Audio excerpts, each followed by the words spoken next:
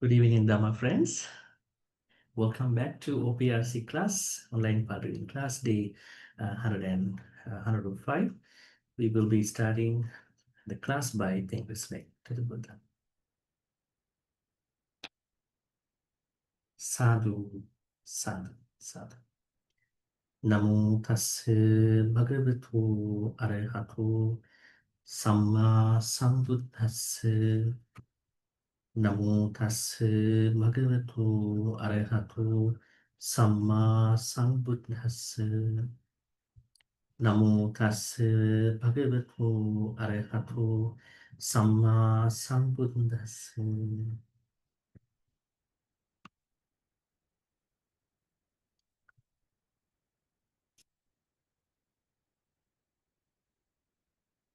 We are continuing our Dhammapada series. Today is day 105, and in today's class, we will be looking at Dhammapada stanza number 84. So, as we usually engage in reading the stanza, so let us take time to read the stanza at this point.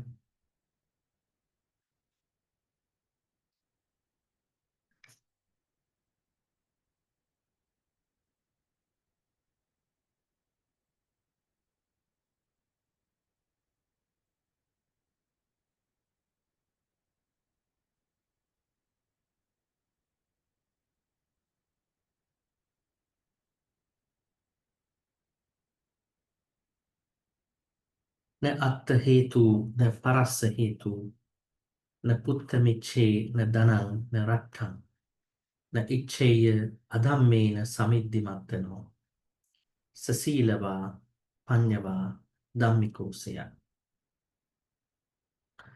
Na atta hetu, na parassa hetu, na putta miche, na danang, na rattang, na ichcheya adhammena samiddimattano, sasilava, panyava, dhammikosaya. It's a very beautiful stanza uh, with regard to understanding why we should not do anything, any akusala karma to obtain any of these things in our life. We will discuss them more, but now I will be asking from groups. So anyone from group 1 who would like to read. So please raise your virtual hand.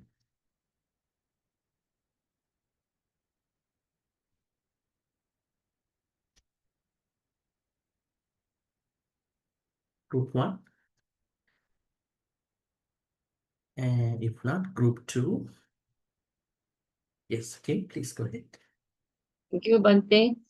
Na atta hetu, na parasa hetu, na pata micha, na dalang, na Putta. sorry? Putta Putta micha, na danang, na ratang, na ichiya dhamana,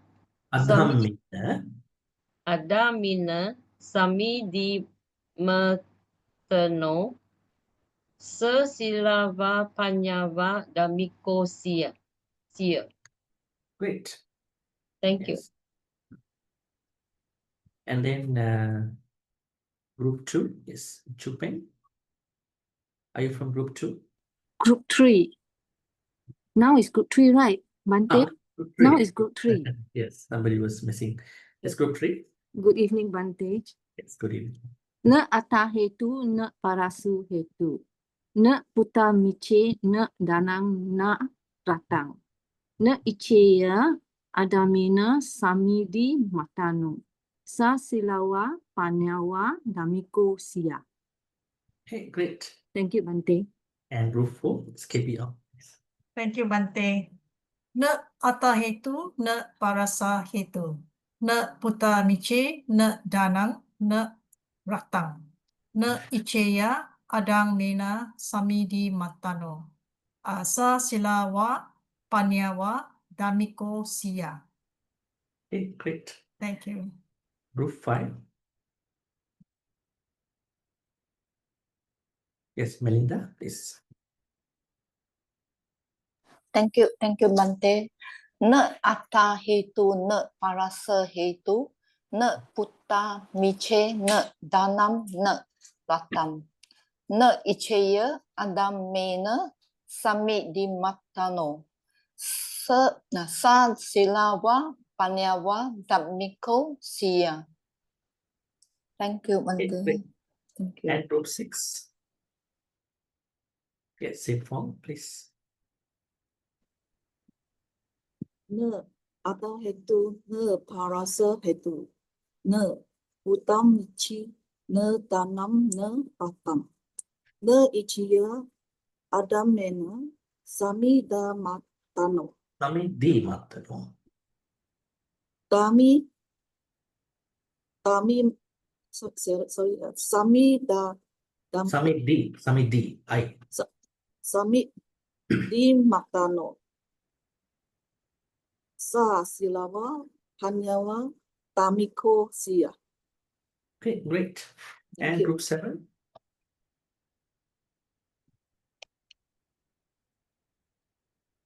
Someone from group 7. Yes, Susie, please. Good evening, Bhante. Good evening. Yeah, thank you. Na atta hetu, na parasa hetu. Na puta miche, na dahnang, na ratang. Na icheya, adah mena, samidi matano. Sa silawa, panyawa, dahmiko siya. Okay, great. Thank you, Bhante. And group 8. Yes, Doris, please.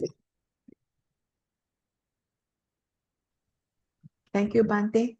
Yes. Na atta hetu, na parasa hetu, na putam biche, na danam, na ratam, na icheya adamena samidi matano, sa silawa panyawa damiko siya.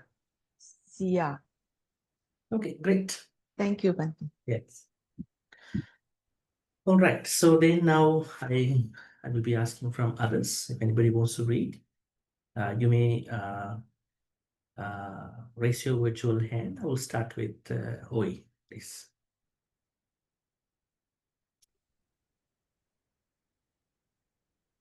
Good evening, Bhante. Yes, good evening. Please. Na atta hetu, na parasa hetu, na putamece, na danang, na ratang, na icheya adamena samidimatano, sasilawa panyawa damiko siya. Okay, great. And Meho. Thank you, Bhante. Na atta hetu, na parasa hetu, na utamice, na danam, na ratam, na icheya adamena sami di matano, sa silawa panyawa damiko siya. Okay, great. Thank you, Bhante. And then Cyril. Yes. Suki hotu Bhante. Yes. Na atta hetu, na parasa hetu, na puta miche, na danan, na ratan, na ichia adamena sami di matano, sa silawa panyawa damiko siya. Okay, great. Thank you, Bhante. What you want? Good evening. Thank you, Bhante. Na atta hetu, na parasa hetu. Parasa hetu. Na putamice, na danang, na ratang, na icheya adamena samidi matano. Sa silawa panyawa damiko siya. Okay, great. Thank you, Bhante. And Susan, please. Well, thank you, Bhante. Na ata hetu, na parasa hetu, na putamiche, na danam, na ratam, na ichea, adamena, samitimatano, sa silava, panyava, damiko siya. Okay, great. Thank you. Yes, and then Lisa. Yes. Thank you, Bhante. Na ata hetu, na parasa hetu, na putamiche, na danam, na ratam, na ichea atham mena samiti matano, sa silava panavar damiko siya. Okay, great. Thank you, Bhante. Paripurna, please. Good evening, Bhante. Good evening. Yes. Na ata hetu na parasa hetu, na puta miche na danam na ratam, na ichea adam mena sami di matano, sa silava panyava damiko siya. Okay, great. Yes, and then Jenny. Good evening, Bhante. Good evening. Yes. Na atta hetu, na parasa hetu. Na puta miche, na danang, na rata. Na icheya adamena samidi matano. Sa silava panyawa damiko siya. Okay, great. And Thank then you. Ching Ching, and after that Margaret. Yes. Good evening, Bhante. Yes, good evening. Na atahetu na parasa hetu. Na puta miche na danang na ratang. Na ichaya adang na samidi matano. Sa silava panyava damiko siya. Great. Next, Margaret, please. Yes, Margaret, please. Evening, Bhante. Na ata hetu na parasa hetu. Na puta miche na danam na ratam. Na ichaya adamena samidi matano. Sa silava paneva damiko siya. Sa silava. Oh, sa silava paneva damiko siya. Panyava, yes. Panyava. Panyava. Thank you, Bhante. And then Chompakla, please. Good evening, Bhante. Good evening. Na ata hetu, na parasa hetu. Na puta miche, na danam, na ratam. Na ichaya adamena samidi matano. Sa silava panyawa damiko siya. Okay, great. Thank you, Bhante. Yes. Pali Paduma, Annie, please. Bhante, can I try Bhante? Paduma and then Chan. Oh, sorry, I didn't hear. Oh, sorry. No worries. Yes. Na ata hetu cha hetu. Na puta miche na danang na rakang. Na icheya adamina samidi matano. Na silava panyava damiko siya. Okay, great. Now wait. Okay, good evening, Bhante. Okay. Na atta hetu na parasa hetu. Na puta miche na danam na ratam. Na ichea adamena samidi matano. Sa silava panyava damiko siya. Okay, great. Anybody else who would like to read?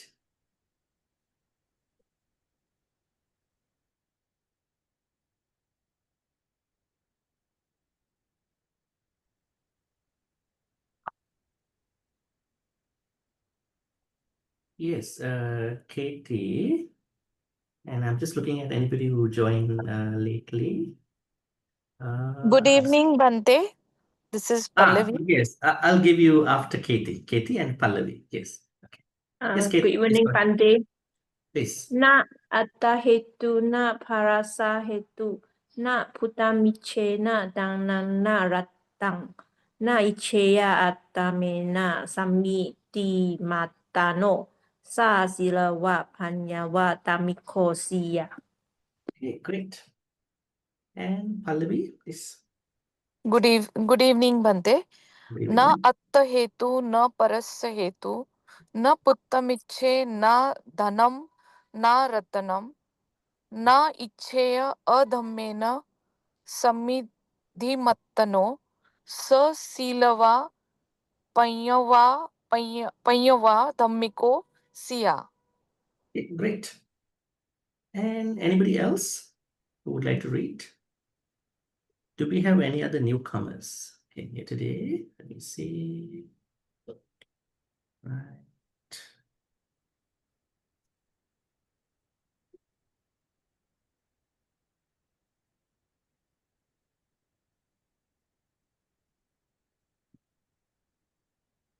Yes. Yes, Kirtana. Are you with us, Kirtana? Yes, I am. Yes. Good evening. Yes. Okay. Kirtana joins from Australia. Please go ahead. Oh, it's not on the screen. Oh yeah, I'm going to. I was Okay. just to find you. Yes. Okay. Okay, go ahead. Yes.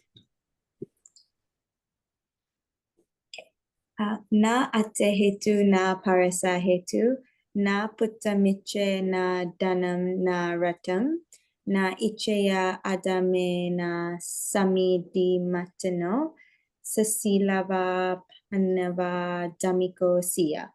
Okay, great.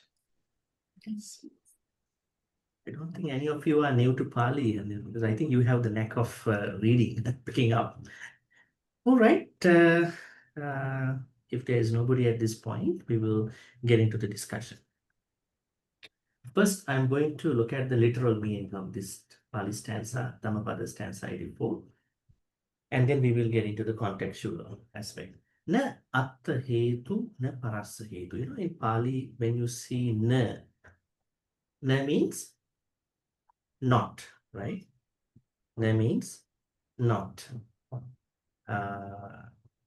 Normally, when someone wants to become an ordained monk, something interesting to know about ordination.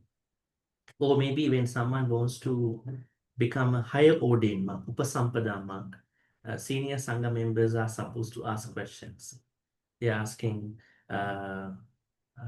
Amanusso, are you a non-human? Say, no, right? Are you a Deva? I'm not a Deva. Are you a Yakka? I'm not a Yakka. Are you a Naga?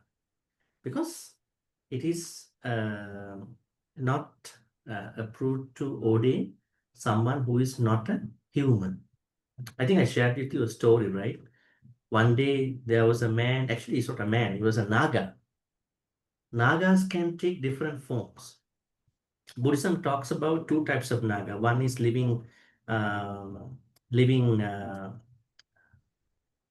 with us, especially in the non-watery abodes. The other Nagas are living in the watery places, lakes, ocean. There are so many Nagas, right?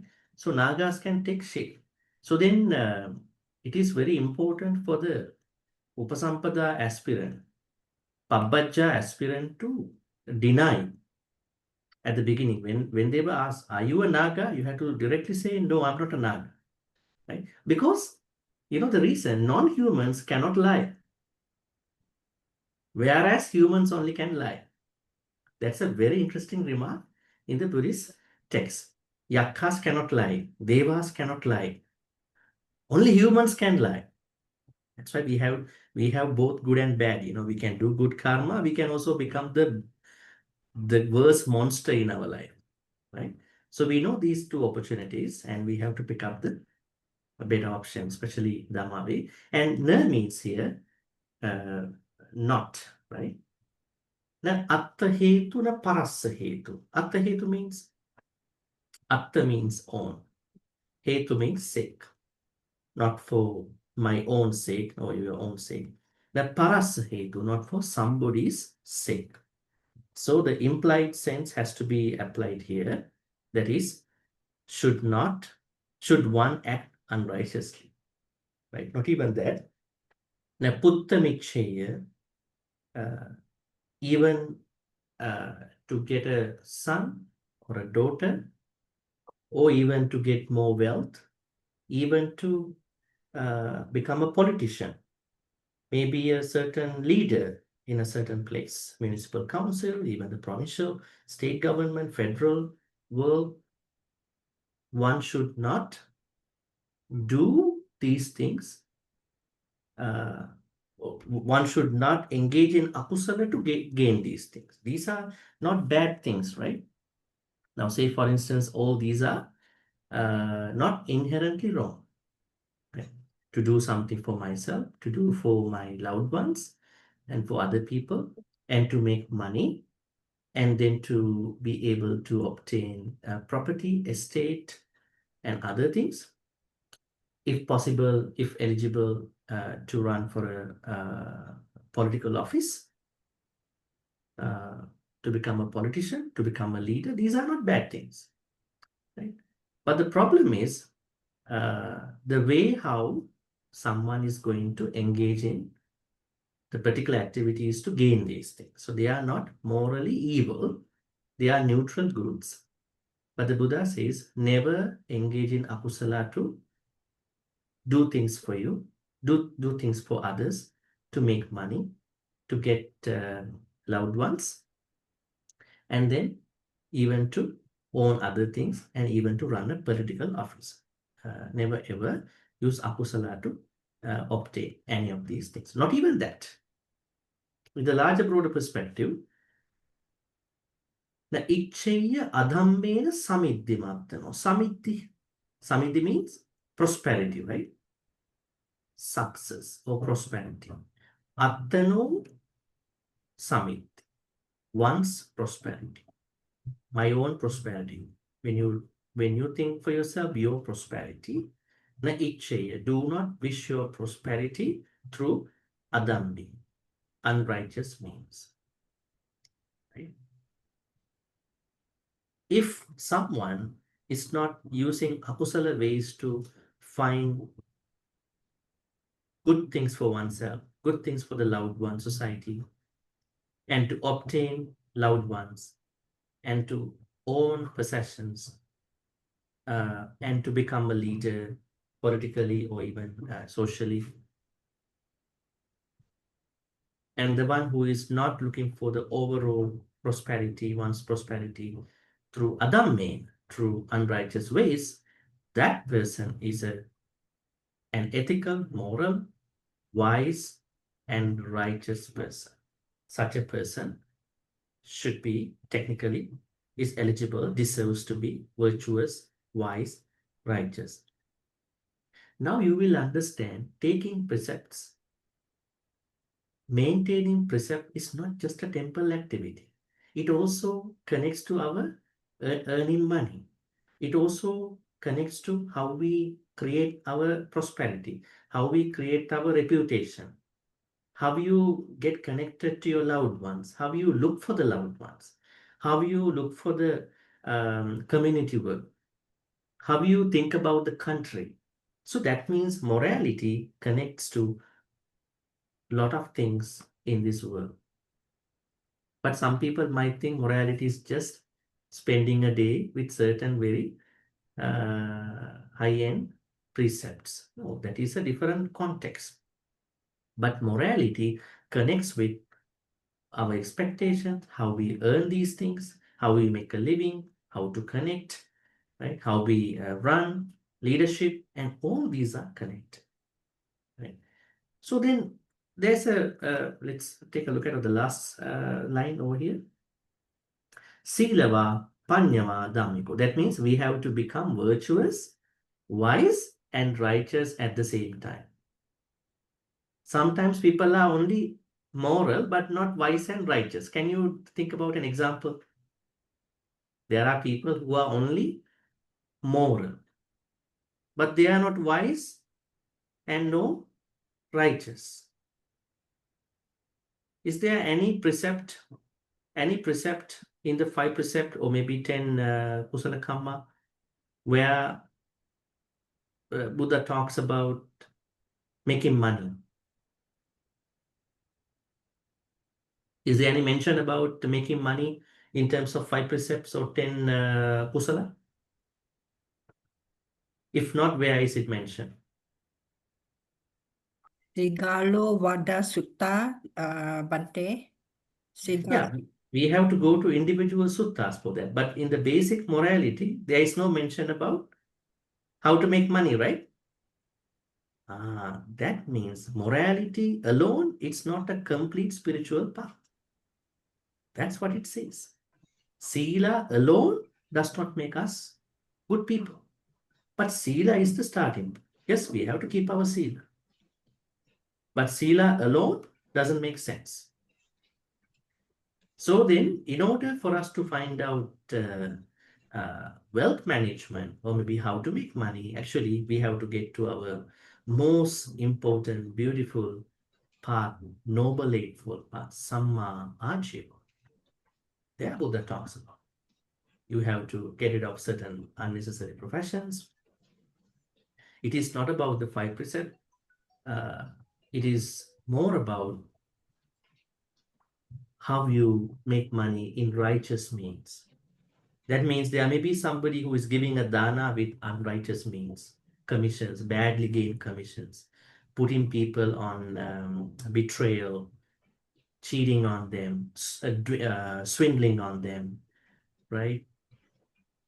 Overall bad businesses, bad money, money laundering. But outside they are doing very big business, very, very, very big dana and all that. Then this question will come up, right? That's why here it says it is very important to obtain a lot of things, most of the things in your life, maybe everything, through righteous means called Dhammain. Well, Dhamma here means not even the doctrine of the Buddha, teachings of the Buddha. Dhamma here means righteous means. So I have to practice Sila righteously. I have to talk to someone righteously. I have to make money righteously, right? So that's why Sila alone doesn't make sense. Sila is important, very important, right? Because Sila will make us ethical, righteous at the end. But Sila alone doesn't make sense because most of the Silas don't mention about how to gain certain things. But only when you go to Noble Eightfold Path, we see Sila in the larger sense. Samma Vacha, Samma Kammanta, Samma Ajiva is the larger version, the broader version of Sila. Now there we see something much bigger than 5 precepts, right? What are they? It includes all the akusala type of speech, 4 types of akusala speech, and 3 types of akusala actions, and then couple types of akusala way of earning money. May I know what are the akusala ways of earning money which the Buddha mentioned in the where did the Buddha mention that? Mahachattarisaka Sutta, 117.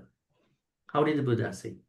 Kuhana, Lapana, Nemitti kata, Nippesi kata, Nijigins, Labena Laban Nijigin Sanata. These are the wrong ways of earning money. Kuhana, being hypocritical, lying to people that I have this and that. It is said that for a Sangha member, it is not good to tell people that I have Sila and I have this and that to get a good impression, to gain some requisites. And for the lay people, it is not nice to cheat people by wrongly marketing certain things about one stuff. Puhana. Lapana means definitely verbal marketing. You know, I think we discussed that a maybe few months ago. Like wrongly marketing. You're marketing a product that is not actually falling into that definition, right? False marketing, lapana. Then nippesikata means you are maybe you are trying to insult people to sell your products. Maybe you are trying to push people to sell your products, you know. Anyway, you go in this mall, you will never find this product, or you have to come back to our store, you know. You have to spend money for this, right? Maybe it's not the right thing. It's not correct too, but you are trying to force people to buy your stuff, and you are trying to close all the other avenues, opportunities. Right? You might think about somebody, you get into an electronic gadget shop somewhere and you don't find the gadget over there. Can you tell me where else I can go in this mall? I don't think so you will find this gadget. Well, are you sure? Yes, you won't find this gadget. Maybe you can find online. But there are so many shops in this place, but they don't want these customers to go to these shops just because they want the customer base. Right? If you use this idea, forcing people, indirectly pushing people to sell your stuff, that is also unrighteous stuff. But you might say everybody does it. Why not me? That is the thing. Are we following what everybody does? Or are we following what the Buddha told us? Decision is up to you. You will decide what you want to do. That's why this Dhammapada is patisotagami. We go against the social current sometimes. But everybody else is going with the current. Anusotagami path. When they lie, I also lie. When they wrongly market, I also wrongly market. Then you are anusotagami. You will never get to the Noble Eightfold Path's gradual success. You follow what everybody does. Yes, sometimes we will have to follow certain things, but your sense of you, sense of your changing self should not be affected by what other people trying to do. That's where righteousness stands. This is also a bad way of earning money. Have you seen people when you approach them, they are trying to promote somebody to say that somebody bought this particular stuff before and using that person's name to sell their stuff?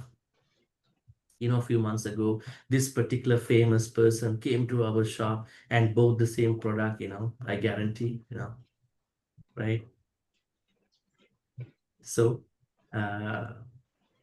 this was something, right? And yeah, there are even some evil people more than them, you know. I remember there was a time that there was one Buddhist monk was looking for a kidney transplant, and he got into a scammer's space, you know. The scam was promoting, you know, that particular minister in the country got one of my kidneys. Who is going to approach the minister and asking where you got your kidney, right? And he's promoting the minister. You know, minister got into a dialysis situation and he got my kidney. I can give my other kidney. Maybe I can find somebody to give you a kidney. You trust me. Otherwise, you can ask the minister, who is approaching the minister? Will the minister tell us the truth? Right? That's why people are looking for certain ways to cut the corners of reality and to cover it up and then to make money out of it. The Buddha said, no, this is micha ajiva, wrong living. I think at a time that many people, everybody is driven by money to be on the survival mode, it is better to rethink about how we are making income, money, without these things. Puhana, lapana, nemitikata. I think I couldn't tell that. Nemitikata means showing certain insinuations indirectly, and nippesikata, insulting them to buy the stuff, and then labena laban, using previous so-called selling stuff to push someone to buy another product in the same way. So this is what we understand as righteous living. I mean, especially how we make money has to be righteous. I think this is a very broad area, but I just keep it to that level because we had to go to the stanza here again. So sila is not enough. Sila is very important, but sila alone is not enough. Then panya and thereby dhammiko. Again, let us go back. Na atta hetu, na parassa hetu, na putta miche danang na rattan na iccheya adammena samittimattano.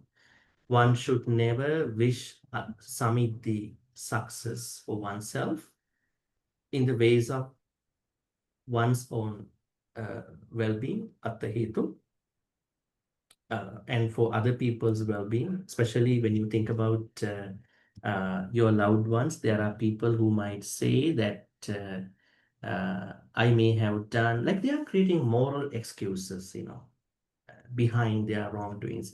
I did it for my family. I do anything for my family.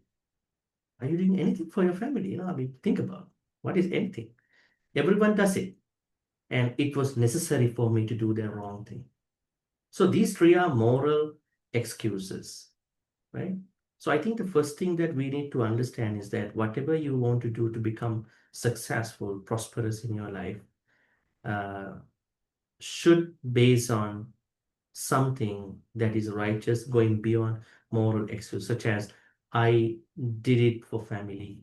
I understand everybody does it, so why not me? And then it was necessary for me to do. We have to go beyond these excuses. So say for instance, there are a lot of things we will discuss here with regard to these excuses. If we look at the full translation, not for one's own sake, not for the sake of another, should one act wrongly or seek gain. One should not desire children, wealth, or kingdom, nor wish for success by unrighteousness. Rather, one should be virtuous, wise, and righteous. Dhammika Thera would become that.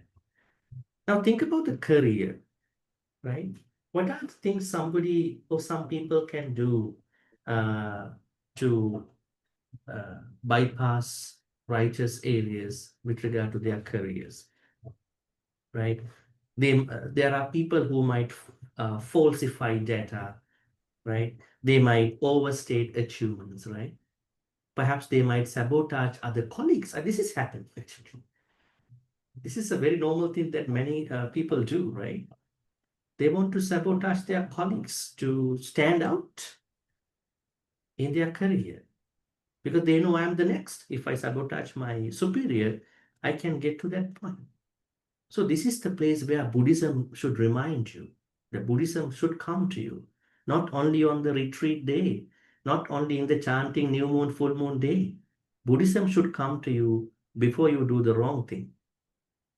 Don't make it a customary activity to think about Buddhism. Only for the full moon, new moon, Vasa, Katina, Vesak kind of things. I mean, yes, you have to do, but whenever you think about, I want to sabotage my superiors so I can get to the seniority, I can get the position, that is not a thought to become righteous. Perhaps there may be ways to stand out without sabotaging them. If you are so much blessed in your life, you will get to that place. There are times in many people's life, nothing is going to work out for them. So they are thinking, oh, my bad karma. They are using the karma bin for everything, right? Karma bin. They think it's a garbage bin. Oh, that's my bad karma. But there is a time when they are doing very well, the requirements, prerequisites for the life, maybe the work, everything. Things are happening without any issue. At that point, nobody can even say anything to you. Nobody can change your things. So that means those situations are not ad hoc situations. Those situations are results of your smart working, hard working activities. You don't blame your karma. You don't blame anybody. Why do I blame anybody for my success? They might cut me from my certain works, from the list. but they cannot cut my karma. They will sign for something against me, but they cannot sign about my karma. And I believe in my karma. I do more good things. I don't want to hate anybody, my superiors, whoever did wrong to me in my life. And I'm becoming a very progressive person, right? So, falsifying data, overstating our achievements just to get attention, and sabotaging colleagues. And when that person is asked, why are you doing so? Because I want to help my family. That is the issue. Now one of the moral excuses is coming here. So is there a better way you can sustain even your difficult times for your family without being unrighteous? That's something to think. And what about relationships? Are there people who are lying in relationships? Right? Think about lying to protect someone. Is it a good thing? We are trying not to lie, right? But there are times that we want to protect people, right? We may have to protect. It's not a lie. If we want to save the people. But other than that, if our normal language, if our normal way of speech to talk to other people is full of lies, there are people who are lying without any embarrassment, whatever this is, they are lies. They are talking very nicely, right? Full of trashy lies. Because what has happened is that either they were affected by somebody that came to their life lately. Maybe they want to be successful. They think that they can use the lie to become successful, but one day they will mess up in that sense, right? So that means we have to be very careful with regard to lying, but we understand that there are certain situations where we have to protect the well-being of others over certain situations, over some of the words. And what are the other things? Think about parents with regard to parenting. What are the things that parents might juggle in parenting their children, right? Think about compromising morality over worth. Don't think about this, these Buddhist teachings or spiritually. What you only want is to become successful in money, become the engineer that you want to be, doctor, professor, right? Only teaching money and without bringing up ethical parts, right? And perhaps what is missing in that teaching, that parenting could be something really evil at a certain point, and when they cannot take that stress anymore, they're going to stress everybody else, right? We have so many situations when children are only given worth in terms of material aspects. They will release the stress back to somebody, to the whole society, even with very visceral activities, right? What is worth in our life? Yes, money is a problem, we understand. But how to get to that money through righteous ways? Buddhism has ample information about it. A vast area of it. But unfortunately, this part is not touched by many speakers. That's the biggest issue in terms of giving Buddhism. Well, everybody touches enlightenment. Yes, we understand enlightenment is a choice. Why not? We want to talk about enlightenment. But before we get to enlightenment, why don't you want to become a good person to you, to your family, to society, to the country, to this global space? We want that first. That is how we can expect more Kalyana Mitras, more security, more safety for everybody. Make that space. And there are lots of teachings about that safety. I would say financial management across the Buddhist suttas, right? So I think this stanza at the face value tells us that we have to think about righteous means to get to our perspective, I would say prosperity, especially your prosperity, your personal prosperity, your family prosperity, right? We normally used to say, may you be prosperous, right? We only have wishes. We don't know how to do it, how to materialize them through Buddhist teachings. Buddhist teachings are always saying real prosperity, true prosperity arises when we do the right things, when we let the right conditions arise through our behaviors. And what about the public service? How not to unrighteously engage in public service? What is a big issue that is rampant in the public service in the world? More or less, corruption is a big issue, right? Corruption is a very rampant issue, depends on different countries. And then abuse of power, bribery, and these are issues, right? People would like to cut the corners to get to what they want to do, right? Rich people, upper middle class even, people who know the such elite class. So this also a very good example for us to understand from Buddhism, rather than coming up with anger about those people. You guys are doing bribery, that's why you are so rich, right? And XYZ things are corrupted, right? Rather than coming up with anger, right? Why not we look at it from na atta hetu, na parasa hetu, Dhammapada verse idea. Yes, this large chunk of money, right? What has been happening?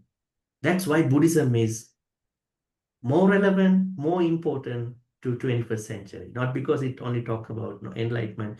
It talks about financial management. It talks about good governance. It talks about how to be sensitive to other people's suffering, how to look for the collective well-being, how to witness collective craving. Now we don't talk about craving anymore, personal craving. Why? Craving has become a collective craving now. Now think about the moral excuses. So why not me? Everybody does it. I also do it. And if everybody is to do that, they have craving, and I also have craving. And my colleagues, my friends, my family, they also see what I do. They also do it, right? And then what will happen? Finally, we can't even look at personal craving. Why? Everybody has the same collective craving at that. That's why we need these Buddhist teachings more than ever to bring into the public discourse, civil education, especially for children, right? While we are talking about enlightenment, we also talk about enlightenment, definitely. We want to talk about it. But there are so many sources to talk about. But before enlightenment, let us make this society, our places, our communities, our spaces become more righteous. Then we will be able to find out enlightenment much faster than now. Now, if everybody is going through collective craving, if everybody is part of the corruption, then how do I think about because I have to look at my enlightenment through what's happening around me, through what's happening in my life, through what's happening in my life is conditioned upon what other people are doing, how other people are behaving, right? So all are connected. And what about many other perspectives, thinking about unrighteous ways of behaving to get things done? They all have to be looked at in righteous ways. And I also want to pinpoint another very interesting idea here.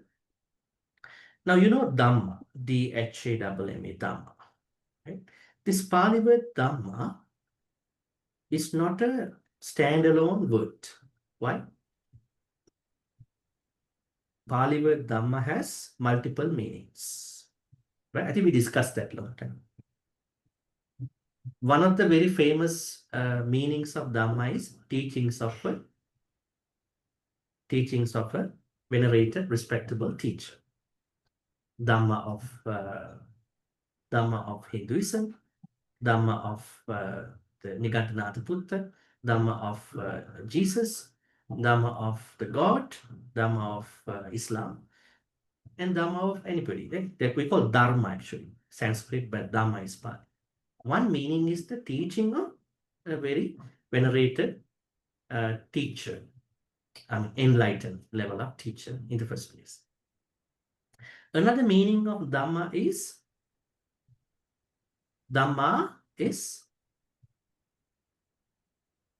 thoughts, right? Our thoughts. The Buddha said, Mano Dhamma. Mano means mind and Dhamma means thoughts. And what are other possible meanings of Dhamma? Nature of life. True nature. Yeah, True nature. Yes. Then what is the true nature of OPRC class? OPRC class starts at 6 o'clock and its nature is it's going to be finished by 7:30, right? It's the true nature, right? What's the Dhamma of your life?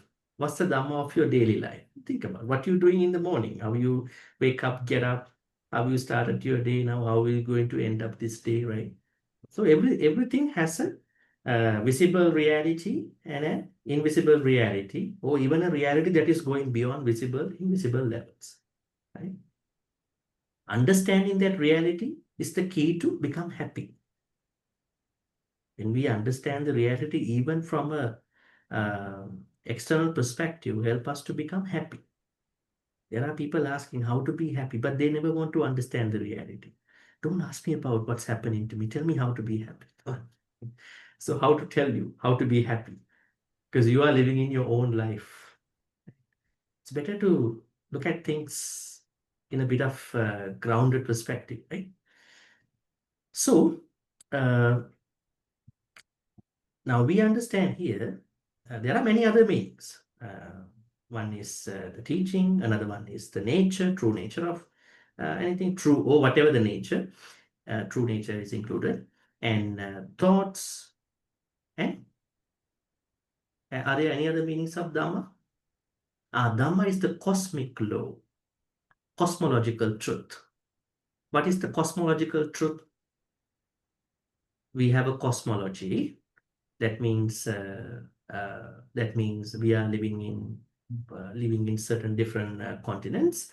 But Buddhism talks about 10,000 or more than 10,000 galaxies, world systems, right? Does Buddhism talk about 10,000 or more than 10,000 world system? According to Buddhism, this is only one world system. And these planets are revolving around. Where does the Buddha talk about 10,000 world systems? May I know the sutta?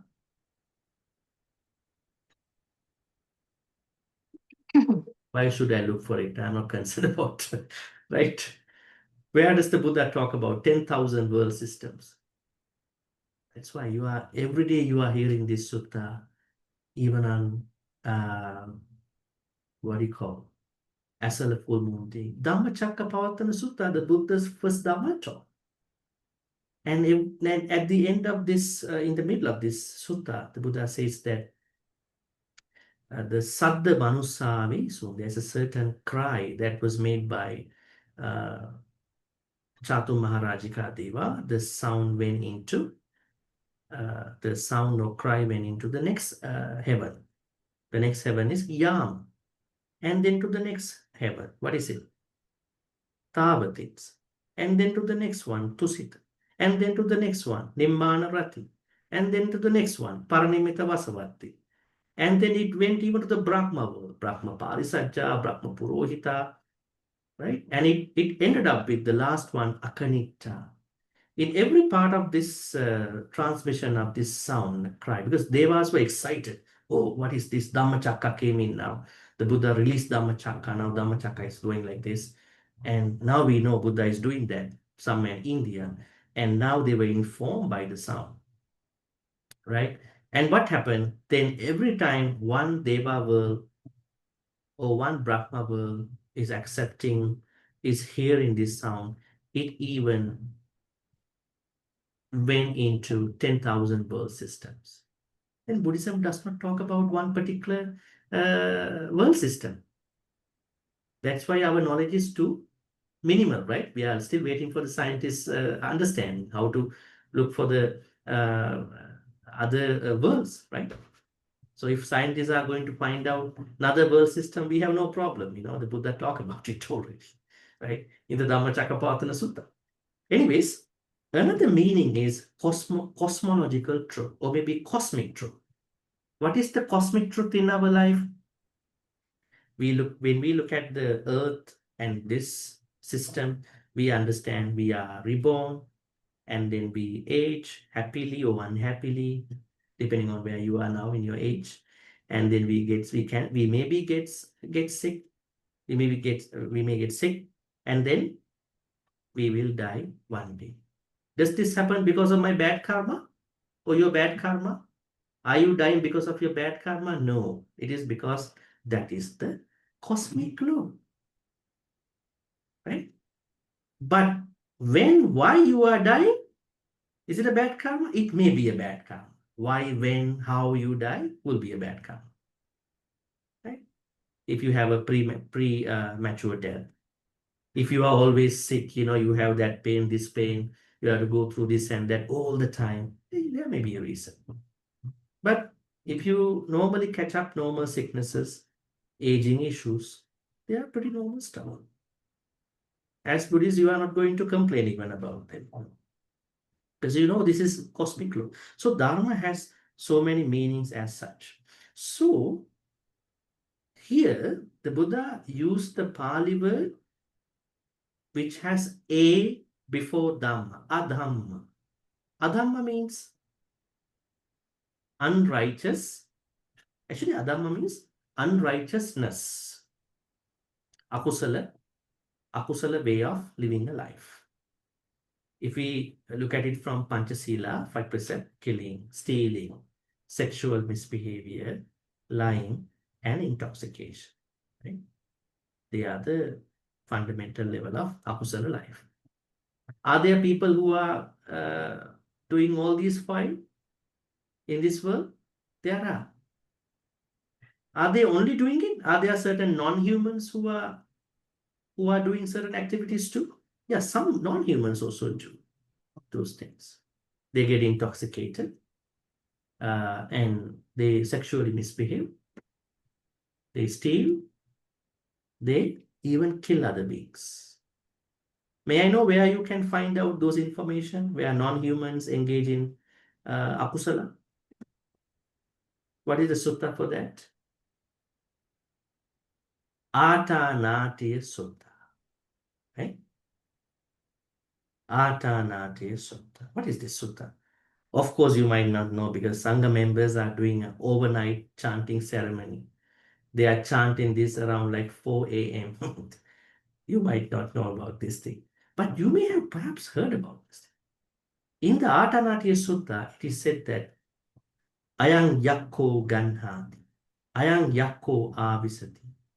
The Buddha explains, actually not the Buddha explains, what happened was that the king of the Yakas, Vesavana, or Kuvera, came to the Buddha and told the Buddha, Bhante, I know your monks are going to forest and those places. These places are haunted by the Yakas.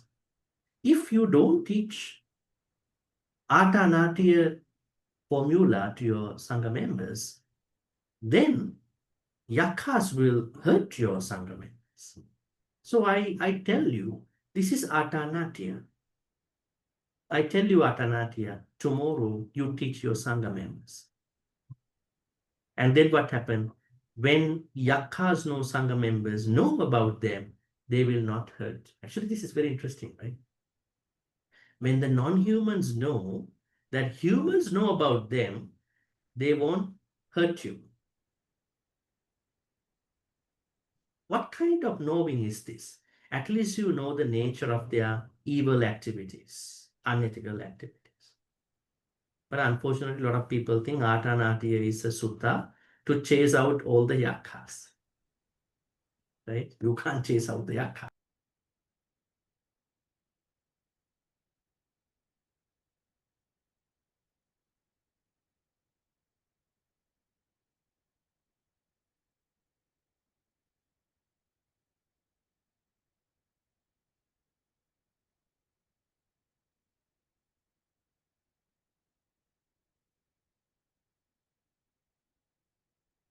Sorry about that moment. I think there was a internet problem came in right away. Okay, can you hear me now?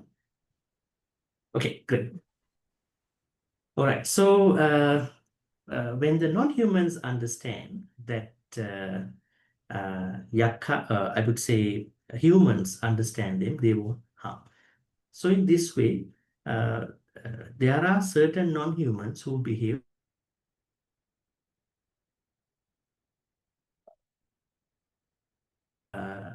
humans not to, even from non-humans not to behave in that unrighteous ways. Okay, now in order to understand this whole idea, we need to go to the story. The story is about a young man called Dhammika. Let us take a look of that part. Okay. Dhammika's story. What's happening actually over here? Let me tell you the story. Dhammika was a man who was married to a young lady, and then she was expecting a baby. So what happened? Dhammika wanted to leave the lay life to become a monk. And then he said this to his wife, and the wife said, you don't become a monk because I'm waiting for my baby. Because if you become a monk, people might say something wrong about. Maybe this child is from somebody else. So please wait. And then we will see in the future. And what happened after she gave birth to the baby, he again approached her and then asked, now, I think I better be a monk. At that point, she said, can you wait until the baby starts walking? Right. And he said, I really want to become a monk, so I need to go. And then he left. I mean, the sensitivity of the story has to be discussed separately. You know, we don't need to compare this right away to a modern household. We look at it a little differently, but this is a story that happened during the Buddha's time. What happened? Dhammika actually, they were living in Savatthi, near Jetavanaram. He went to Jetavanaram and became a monk. And at that point, he was given a certain meditation, cultivation, and he started practicing. And finally, he was able to attain Nibbana in that story. After some time, he went to the house. He wanted to give the Dhamma he learned from the Buddha to his wife and son, particularly son. By that time, son was very grown and he could understand something spiritual. So when he went to the house, he gave a certain Dhamma talk. Even son also wanted to become a monk and then to practice meditation. And what happened? He let him meet other Sangha members, even the Buddha, and he also became an enlightened person. Now, father first, then the son. And then the wife thought, why I stayed in this life? It is because of my husband. Now husband became a monk and he's an arahant. And the second reason I wanted to become so was my son. Now he also went to become a monk and he also attained Nibbana. So I have no other life without these two people. They were my life. And then I wanted to go to the temple. Maybe I want to approach bhikkhunis and want to follow the same path. And finally, she also approached a certain bhikkhuni nunnery, and then she also was able to follow the Dhamma in that particular way, and she also became an arahant. Very interesting. The whole family became enlightened. That's why I said family enlightenment, right? It's a family enlightenment. Normally, someone wants to become enlightened in this perspective. But when we want to look at what happened later on, when Buddha wanted to give a Dhamma talk in one evening, he gave this stanza, na atta hetu, na parasa hetu, na putta micce, na danang na rattang, na icceya adamme na samiddimattano, sasilava panyava dhammikosya. So he gave this stanza, this bigger idea, referring to Venerable Arahant Dhammika, his son and his wife. Now we look at this story in the modern day life. Now don't think that, okay, the only way is that I want to bring enlightenment to everybody in the family, so I should follow Venerable Dhammika. I think that might not be the way to materialize this story. But this story says that, yes, if I can understand some Dhamma things, I want to bring that to my family. Yes, that's the good idea. That's what we have to learn in the first place, right? And why his son and wife could attain the same way? Perhaps they might have done enough good karma to go to that level. That is a different, very unique situation, right? We don't have to compare us immediately to them, right? People like to immediately compare, right? Good people, right?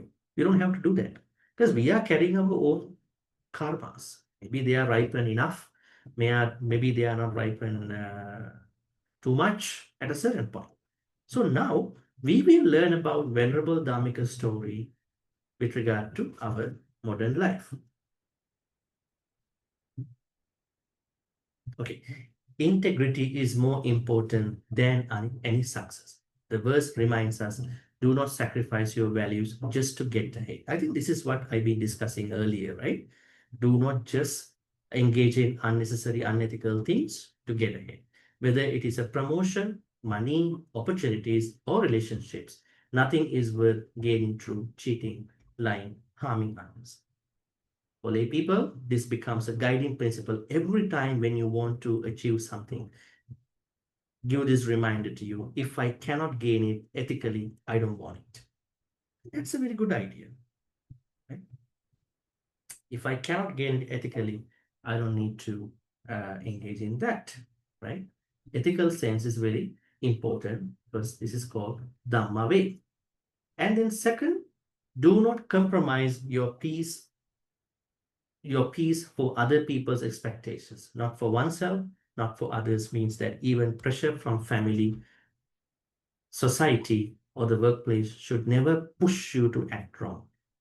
I think that's a very interesting thing to discuss. There are situations some people go through from peer pressures, right? Peer pressure is a very important thing to learn. Even there are people who get into unethical activities, not because at the expense of their needs, but because they were very much affected by their friends and family sometimes. So you have to be very cautious. You have to pay attention to even the tiny details that comes to you from that, environment, right? So we have to do that akusala kusala check all the time, right? Like temperature check.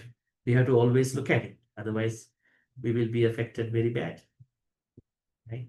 So in the same way,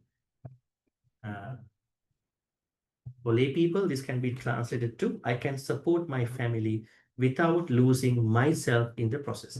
Now, I want to talk about this myself. You might misunderstand. Here, myself doesn't mean a fixed or permanent self. That is not we are talking.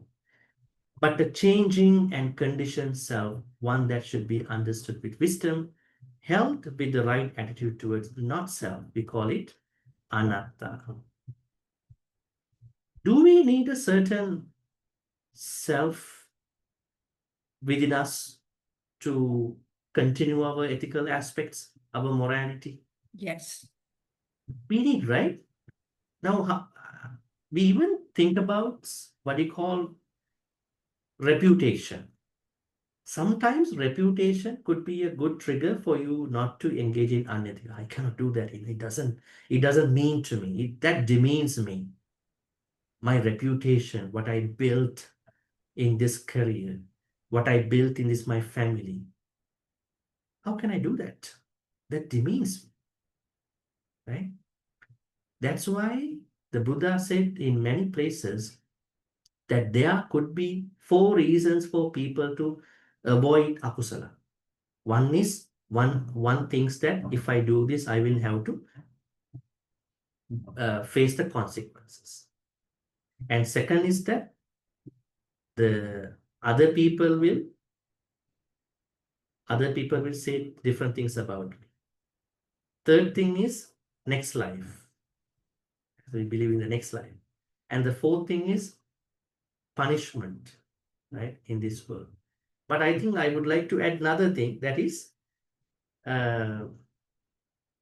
thinking about akusala engagement against the embarrassment and the reputation. I think reputation, we understand reputation is something we should not be addicted to. But sometimes when you have a good reputation about you, you don't want to, you don't want to sort of brag about that, but it is up to you. It is to you. I should not involve in this. I have been doing very well in my Dhamma life.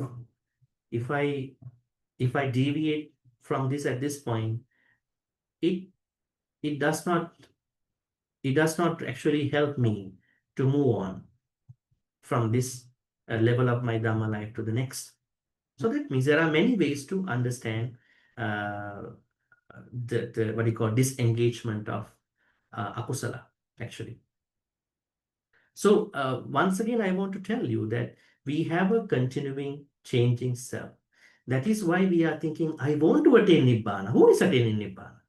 Buddha said there's no permanent self. Then who is attaining Nibbana?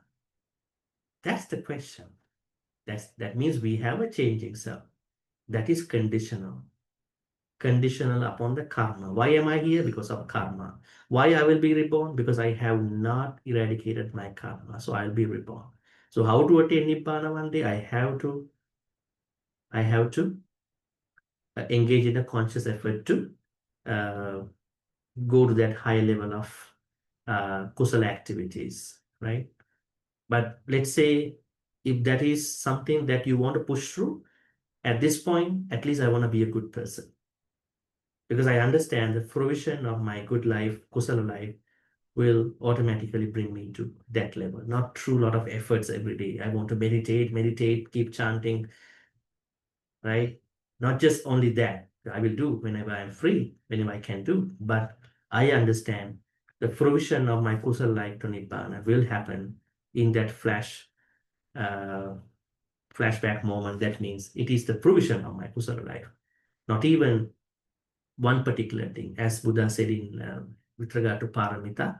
All these paramitas have to be fulfilled, right? Dana, sila, nekkhamma, panya, virya, kanti, adhitthana, metta, upekka, all have to be cultivated adequately towards those aspects. Anyways, we have to believe that yes, we exist with changes, not without changes. So because of that, it's very important for us not to touch those unwholesome areas in life, right? Third one, Dhammika's renunciation is exceptional. I would say once again, exceptional, not a rule. The story of Venerable Dhammika shows a different form of dedication. He left his home because his spiritual urgency was extraordinary. But the Buddha never said everyone should do this. Most lay people can live at home, raise families, and still practice the Dhamma fully. Were there people who became Sotapanna, Sakadagami by being lay people? Yes. Have you read those stories too? Are there Yes. such people? Or anybody who wanted to become a Sotapanna must live the lay life and to become a monk. No. Which one is true? The first one, right? Yes. It depends. It depends. Some people, most people can stay a good life, Dhamma-based life. But some people, they have the urgency to become a monk. We have no problem with that. But we should not generalize Dhammika's story to everybody. But Dhammika's story tells us something higher than leaving the house. That is family enlightenment. How to think about. He became an Arahant, but still he still has regard for his wife and children. Right? That's interesting, right? Like the Buddha. The Buddha was thinking, I'm giving Dhamma to many, but I cannot forget about my father. I cannot forget about my mother. And he went to that particular heaven. And he went to see his father. I cannot forget about my ex-wife, Ashodhara. Right? He approached everybody to help. right? He did not forget about that part. The only person he couldn't tackle was Channa. Channa was expecting a lot, right? He was expecting that Buddha should give me higher position. That's a different problem. But everybody else was approached by him. The moment he became the Buddha, and in the first couple of weeks, he was thinking, now who should I give the Dhamma to? He thought about Alaraka Lama, his first teacher. Alaraka Lama passed away 2 weeks ago. I cannot do anything for him. Then he was thinking the next teacher he learned Dhamma. Who was it? Uddaka Ramaputta, right? He passed away maybe 1 week ago, maybe 1 day ago. And now he's thinking, who else can I help? 5 monks, 5 ascetics. Even though they didn't teach me the right way, but they supported me. That's a good thing in our life too, right? There are some people who wanted to help us, but they don't know how to help us. And sense of gratitude came to us. Okay, where are they? Benares. I have to walk to that place. So that means following the footsteps of the Buddha of gratitude. Even Venerable Dhammika's story tells us gratitude path, right? So this story should not be generalized, commonalized by every lay person because Vishakha and there are many other people who even became Sotapanna, Sakadagami, being lay people, right? But if you are very serious at a certain point, you may go become a monk. There's no problem. But I'm telling you, it is not mandatory, right? Anyways. And 4, the real message, commit to your inner work wherever you are. Dhammika's real lesson is this: stop waiting for the perfect time to grow spiritually. You don't need to leave home. You can start by practicing honest. That is the other way to look at it. He was respecting his wife, but at a certain point, he wanted to leave, right? In today's world, it can be a different situation, right? I think, can you remember there was another story where a businessman wanted to become a monk? I think we discussed that, right? Many months ago. That story, I think we have to discuss that. That story tells us that you should not rush sometimes until you get the right instructions, right? This businessman met a monk and he started associating the monk, and then he asked, I want to follow the Buddha's teachings. Can you tell me what to do? And the monk said, I don't know a lot of Dhamma things, but I can tell you, you start with giving some dana. Then he started giving dana, I think, not in that very frequency, maybe once a month, that kind of frequency. And he again met him and asked, I want to deepen this practice. Then the monk said, okay, now you give him once a month, then give every 2 weeks. So this way, he approached the monk and finally he said, okay, you give dana every day. He started giving dana every day because he had a lot of time. And then at a certain point, he asked, isn't there any good thing other than dana in Buddhism? He came to a point. He said, yes, that is sila. What is sila? He said, 5 precepts. You need to stick to 5 precepts. You are a businessman. I don't know how it works, but you may try, using 5 precepts. He said, okay. And then he started. Then at a certain point, he said, okay, I think I know sila now. I'm in a sila, aspect in my life. Is there any other thing I can practice other than dana and sila? And then the Sangha member said, I don't know any other thing. I told you I don't know a lot of things. You can become a monk, right? Perhaps this was not a good suggestion because he doesn't know. But he said, I don't know anything. You become a monk. He said, okay, I'll go and ask my wife. And the wife was somebody little different than this wife of Venerable Dhammika. She said, okay, but please understand, anytime if you don't like, you come back. Right? She was very willing to support the husband's thoughts. And then what happened? When you become a monk, you get a upajjhaya and then acharya, right? Vajja is a mentor and Acharya is a teacher. What happened to this young man was that he got a little bit very challenging teacher and Upachaya. Upachaya was a Abhidhamma teacher and Acharya was a Vinaya teacher, right? So when he went to see the Upachaya, the mentor, he's always talking about Abhidhamma things. Too many very laborious, very complicated Dhamma things. This happened, Chitta, Chetasika, Rupa, Nibbana. And he's, I cannot concentrate. This is like a hardware, looking at any gadget through a hard, that kind of a thing. And when I come back to my temple, my teacher is a very Vinaya person. You cannot do this, you must do this thing, like lot of commands. Like before I was giving dana and practicing sila, I was a very happy person in my house.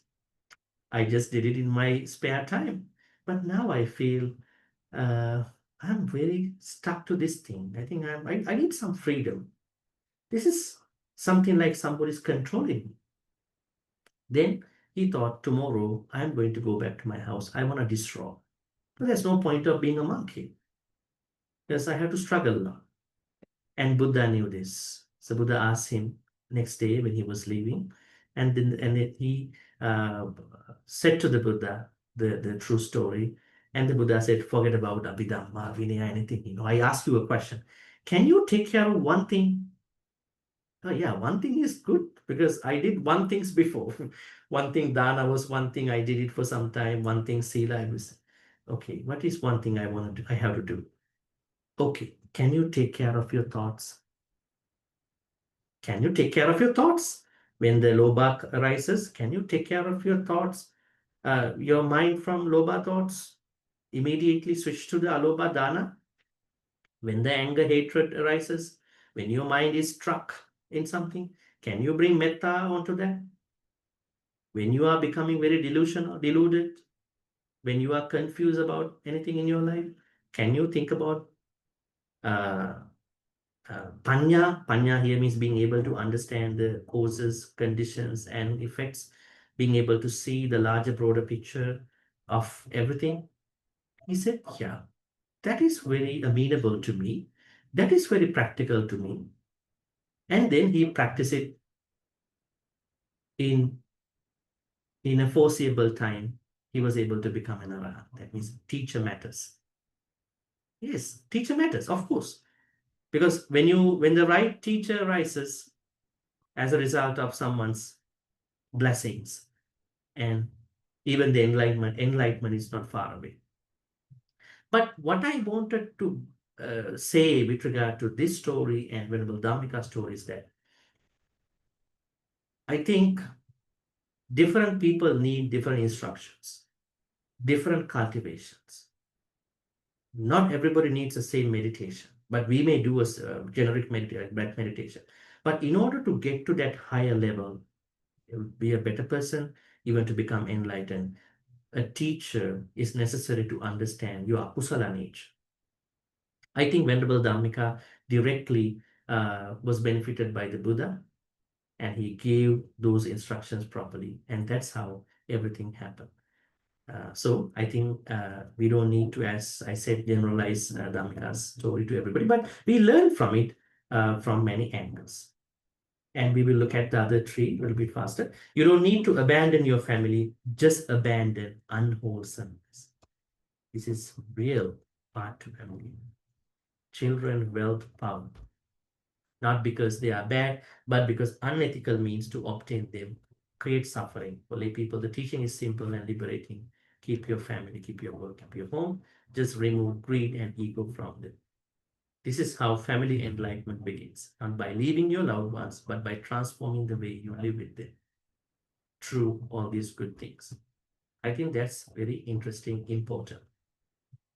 I give it by looking at other many stories, by taking the larger idea of Venerable Dhammika. A wise life is built on clean intentions, not big achievements all the time. Spiritual influence spreads naturally when you live well. And finally, the Buddha's deeper point, live realistically, don't chase illusions. That means wealth fades, beauty fades, praise fades, success fades. The wise person sees this clearly and lives with balance. For lay people, this means enjoy your home, career, relationships, but don't be fooled into thinking that they are permanent. And anicca nature has to be always reminded. This realism brings freedom without needing to renounce anything. But we understand if it is really necessary, there's no problem to leave the house too at a certain point. But it is not generally advised in today's world because you can practice, learn, even perhaps maybe enlightened, as we learn from the Buddha's time.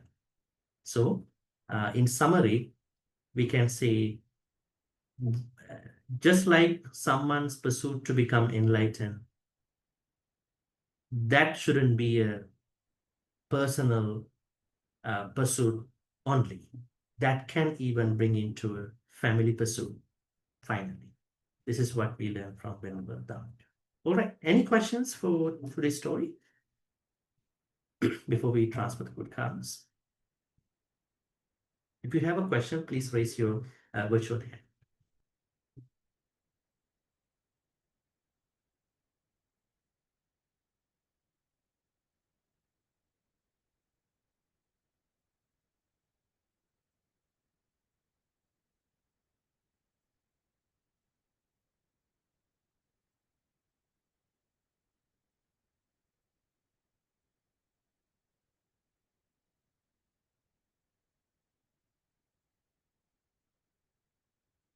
Any question about today's our Dhammapada story and Dhammapada stanza 84?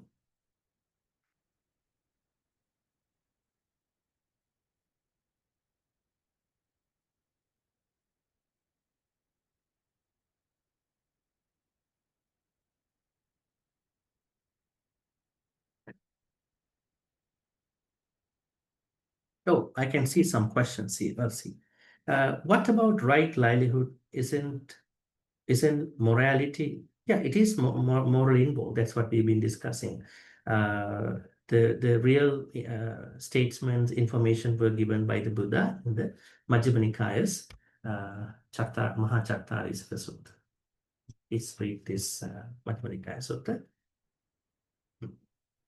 Next question. It appears that in this era, it can be difficult to make big money without committing unethical actions.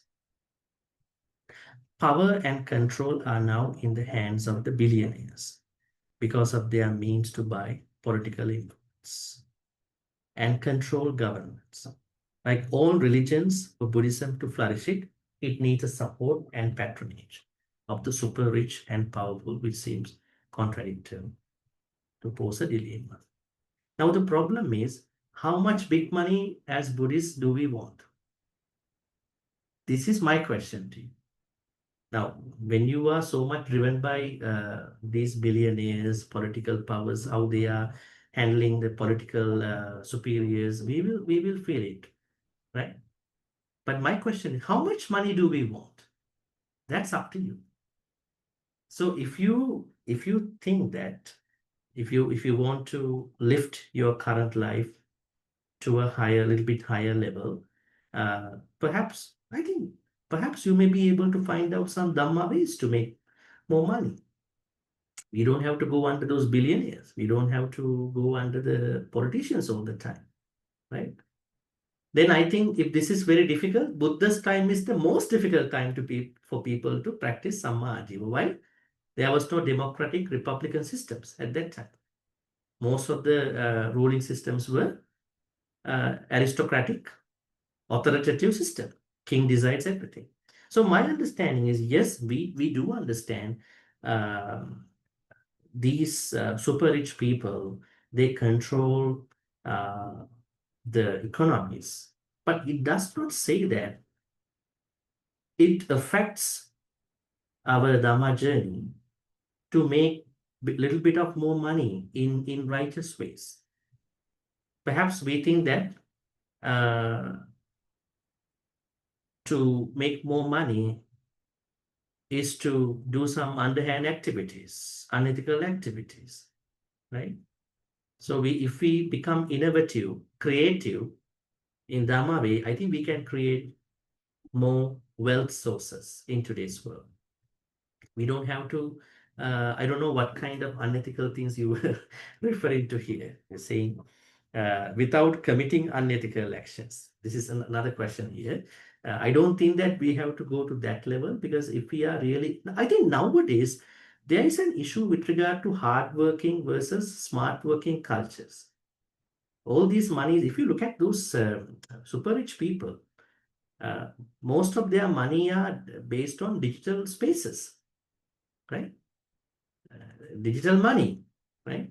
So if we look at how they earn money, or maybe how many innovative, creative things people can do through ethical ways, then definitely we still can hold on to Dhamma ways of making money, right?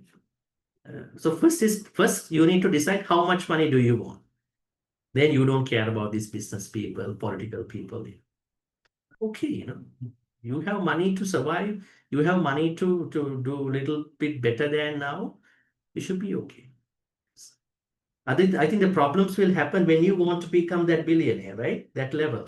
Say, yes, then we need lots of money in that way. I think we still have capacity and window to do at least a little better than now in righteous ways. But the only thing is we lack innovation.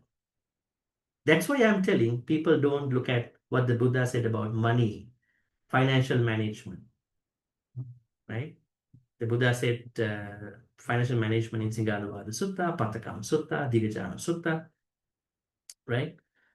A lot of suttas about it. I think if we can understand and follow them in our practical modern ways, we should be able to do better. Then we don't have to be worried about whoever, millionaires or rich people, political superiors, right? We don't have to worry about them. I think we didn't worry about them even 10 years ago. Now we can see them on digital spaces. We were not worried about them. They existed and we existed, right? I think it's only lack of understanding what we can do to survive, to do better in this new financial cohort. That is what we may lack. If we understand that, we will do better, even better than now. All right, I think with that, let us transfer the good karmas. Right. Today, we've been learning about Dhammapada stanza 84, and we learned that enlightenment is not only a personal thing, it can be a family thing. At the same time, we should not use unethical means to succeed in anything in our life. We try our level best. I'm not saying you will do it in one day. We try our level best to become good every day, even in small amounts. So may all these good karmas we've been doing today be transferred to all the Bharat beings. May they be well and happy. May they attain the supreme bliss of sadhu, sadhu, sadhu. Idang mi nyati nang hotu sukita huntu nyatayu. Idang mi nyati nang hotu sukita huntu nyatayu. Idang mi nyati nang hotu sukita huntu nyatayu. May Deva Naga Mahitika receive all these good karmas. May they be well and happy. May they bless and protect all of us for good health, quality of life, prosperity, safety, happiness. And may they attain the supreme bliss. Sadhu, sadhu, sadhu. Ittavata cha amhihi sambatang punya sampadang sabbe deva anumodantu sabbasang patti siddhya. Ittavata cha amhihi sambatang punya sampadang sabbe bhuta anumodantu sabbasang patti siddhya. Ittavata cha amhihi sambatang punya sampadang sabbe satta anumodantu sabbasang patti siddhya. Akasattha ca Bhummattha Devanaga Mahindika Punyantang Anumoditva Chirang Rakhang Tulukasasanang. Akasattha ca Bhummattha Devanaga Mahindika Punyantang anumoditva chirang rakkhantu desanam. Akasattha ca bhummattha devanaga mahidnika punyantang anumoditva chirang rakkhantu mang parang chirang rakkhantu man sadati. Dhammavish is always to be surrounded with Kalyanamitas, those like-minded individuals who can support our Dhamma journey. At the same time, we also wish to become Kalyanamitas to as many sentient beings as we meet in this samsaric life, till we attain Nibbana. Imina punya kammena mami bala samagamu satang samagamu hotu yava Nibbana pratya. Finally, blessings. May all the good karmas we've been making today by learning about enlightenment, not as a solo journey. Enlightenment could be a solo journey, but it does include family enlightenment. The regard for the family is not precluded just because one becomes a good person, thereby attaining Nibbana. And may all these Dhamma teachings that you learn today be supportive and helpful for all of us to attain the supreme bliss of Nibbana. Sadhu, sadhu, sadhu. Abhivadana silissa nichang vaddha pachayino chattaru dhamma baddhanti ayuvanno sukhang balang ayurarogya sampatti sagga sampatti me vacha ato nibbana sampatti iminate samichato. Sadhu, sadhu, sadhu. With those blessings, wish you a pleasant good evening. Till we see again next Thursday. Thank you, everyone. Thank you, Bhante. Sadhu, sadhu, Thank you, sadhu. Thank you, Bhante. Bhante. Thank you, Bhante. Sadhu, Thank sadhu, you, sadhu, Bhante. sadhu. Sadhu, sadhu, Bhante. sadhu. Sadhu, Okay, sadhu, Thank sadhu. you, everybody. Bhante. Bye-bye. Bhante. Sadhu, sadhu, sadhu. Thank Sadhu, you, Bhante. Good night, Bhante. Thank you, Bhante. Namaste, Sadhu, Bhante. sadhu, Thank sadhu. you, Bhante. Good night, Bhante. Good night, everyone. Thank you, Bhante. Sadhu, sadhu, sadhu. Thank you, Peruan Bhante. Saranai Sadhu. Bhante. Thank you. Sadhu, sadhu, sadhu. Yes.